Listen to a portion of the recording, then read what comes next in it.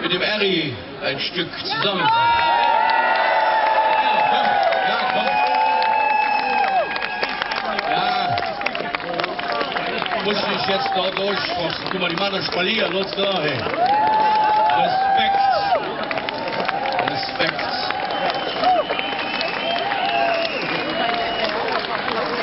Ich würde gerne mit dem Eri.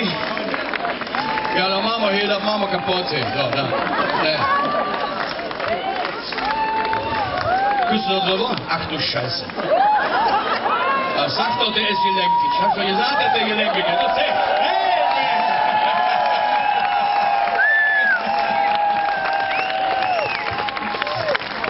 ja. Ah, ja. Ja, komm und her. Ja. Der weiß jetzt noch ja nicht, was man singen, aber ich würde gerne mit dir Ich an den Deckel singen. Weil dieses Lied, meine Damen und Herren, ich muss das erklären. Ich an den Deckel, das hat sich so rausgestellt, eines meiner wirklichen Lieblingslieder. Und ich habe euch, kann das sein, vor kurzem irgendwo gehört, da habt ihr das Lied auch gespielt. Ihr habt es jetzt auch im Programm. Seitdem ich das im Programm habe, habt ihr das auch im Programm.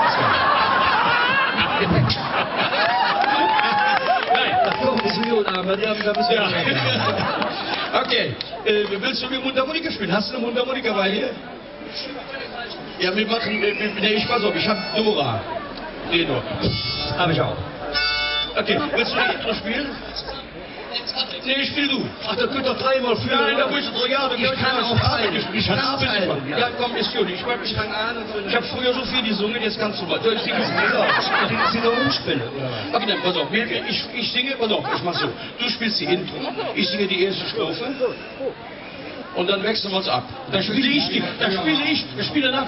Intro, wenn du wieder einsteigst. Ach, super! So hätten wir es auch früher im Studio gemacht. Geil. Genau so machen wir das. Oh wei, schwer. Verzeihen wir so viel. Okay, here we go. Okay.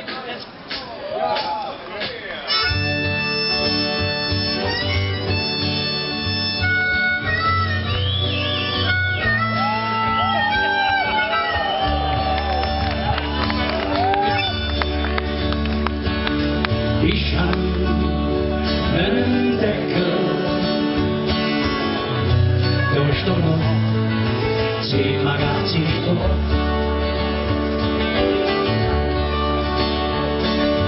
Der liegt in Köln, in meiner Kneipe, beim Struzio. Ich hab damals mit dran gedacht,